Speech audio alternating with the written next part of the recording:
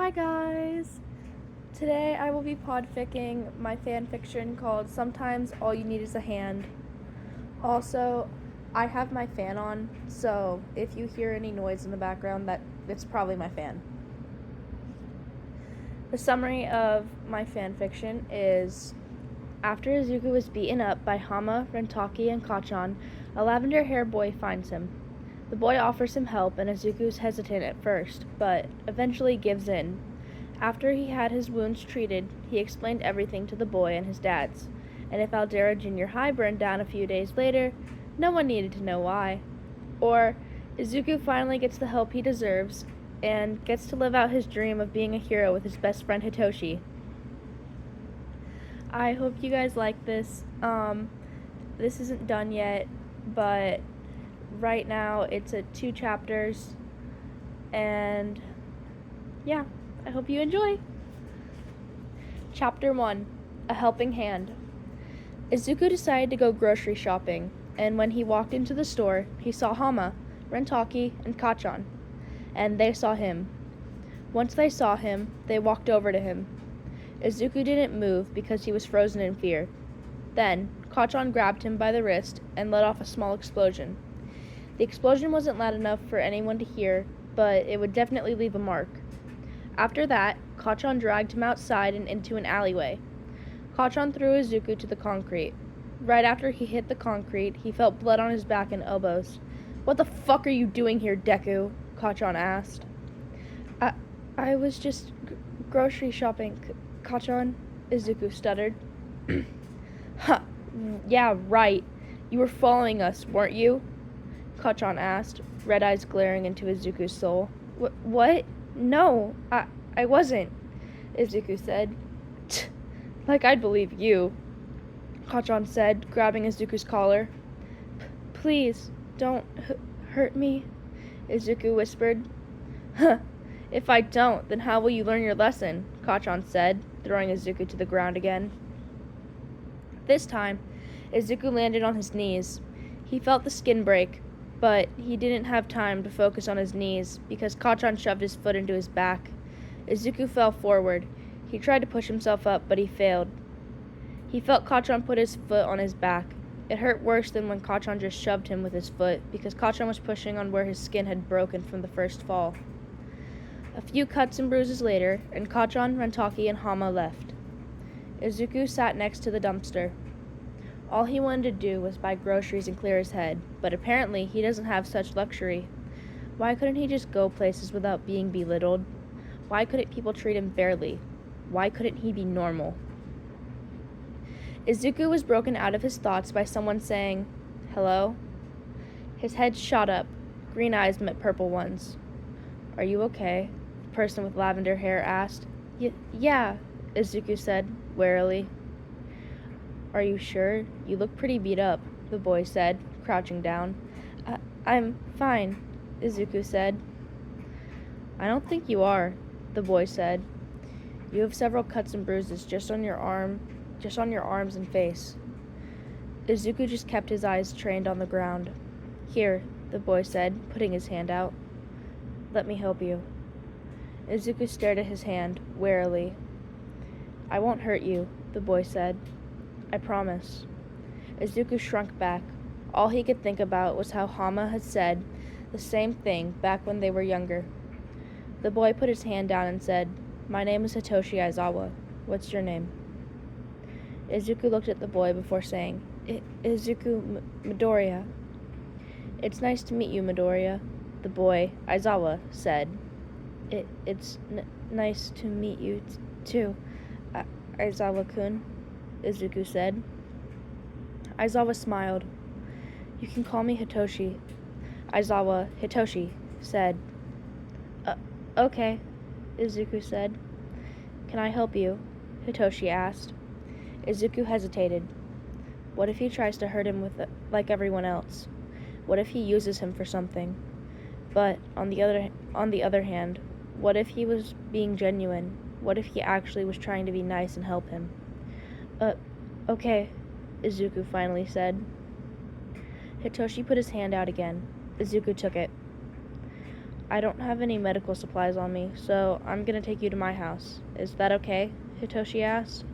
Izuku just nodded, and Hitoshi gave him a small smile. Chapter 2. Clean Up. Hitoshi helped Izuku walk since he was limping. When they finally got to Hitoshi's house, Izuku let out a quiet and breathy "whoa." Hitoshi's house wasn't anything big or anything. It was a small, cozy house that looked pretty spacious. Hitoshi let out a small laugh as he unlocked the door. "Like the house?" he asked. Yeah," Izuku stammered out. It's nice." Hitoshi smiled and opened the door. "Come on in," Hitoshi said, waving him in. Izuku walked in and made sure to take off his shoes. "Follow me," Hitoshi said, walking further into the house. Izuku followed him. Hitoshi led him into the living room. Izuku let out another quiet and breathy "whoa." Hitoshi looked back at him, smiling softly. "You can take a seat on the couch. I have to get the first aid kit," Hitoshi said, gesturing towards the couch. Izuku just walked over and took a seat on the edge because he didn't want to get his furniture dirty. While Izuku was sitting, Hitoshi disappeared into the bathroom to find the first aid kit. While Izuku was waiting, he didn't look around. He just tugged at his fingers. "I got it," Hitoshi said, walking back into the living room. Izuku gave him a weak smile. "Okay," Hitoshi said, setting the kit down on the floor and opening it. "Where are you injured?" My arms, legs, face, and lower back," Izuku stammered out. "Okay," Hitoshi said, grabbing some bandages from the kit. "Can you roll your pant leg up?" Sure," Izuku said, rolling up his pant legs. Hitoshi didn't say anything about the cuts and bruises on his legs. He just put band-aids and bruise cream on them. Izuku appreciated it. He was glad he didn't have to explain himself. "Done," Hitoshi said when he finished his legs. "Let me see your arms." Izuku just put one of his arms out for Hitoshi. Again, Hitoshi didn't ask questions. He just tended to his wounds. He did say something, though. "That's a nasty gash on your elbow," Hitoshi said. "Are you okay with me cleaning the wound with peroxide?" Izuku nodded.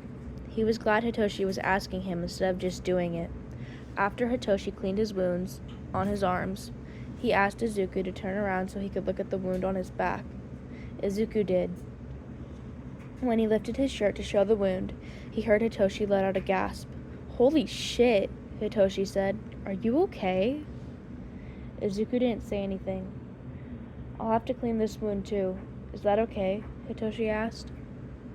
Izuku nodded. When Hitoshi started cleaning his wound, he flinched.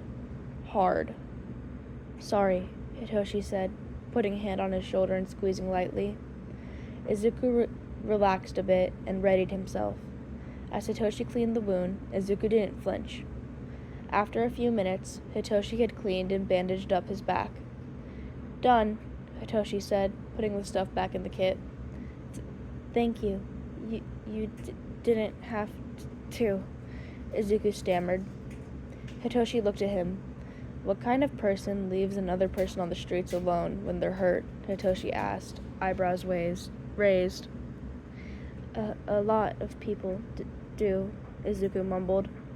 "Fuck," Hitoshi said, setting the kit down and then crouching down in front of Izuku. "Sorry, I completely forgot about quirk discrimination." Izuku shrugged. Do you get bullied?" Hitoshi asked, hesitantly. Izuku hung his head. Sometimes, Izuku said, quietly.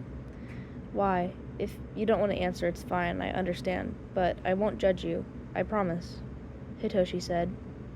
Izuku hesitated before saying, I'm quirkless." Izuku saw Hitoshi freeze, and felt the grip Hitoshi had on his shoulder tighten ever so slightly. Hitoshi sighed. "I'm sorry," he said. Izuku's head shot up, and he met Hitoshi's eyes. What?" he asked. "I've seen quirkless discrimination before," Hitoshi explained. "It looked terrible. I tried to stop it and ended up getting beat up instead for having a villainous quirk." "Villainous quirk?" Izuku asked, confused. Yeah, Hitoshi said, rubbing the back of his neck. My quirk is called brainwashing. When someone responds to a question I ask, I can control them. Izuku's eyes lit up. Whoa, he said. Are you able to control multiple people at once? What's your limit? Are there any drawbacks for controlling too many people? Actually, you probably haven't been able to practice your quirk since people labeled it as villainous, which is stupid since any quirk can be heroic or villainous. It just depends on how you use it. Do your parents let you practice your quirk with them? Are you trying to be a hero? If you are, that's really cool, but you should probably think about going into underground heroics, because if you went into limelight heroics, people could find out how to counter your quirk. Everything Izuku said after that was too quiet for Hitoshi to hear. Okay, that is the first 2 chapters of my fic, Sometimes All You Need Is a Hand. I hope you enjoyed, and let me know what you thought about it in the comments. I will probably post chapter 3 soon, and I will podfic that when I have it out. Again, I hope you enjoyed, and I'll see you next time. Bye!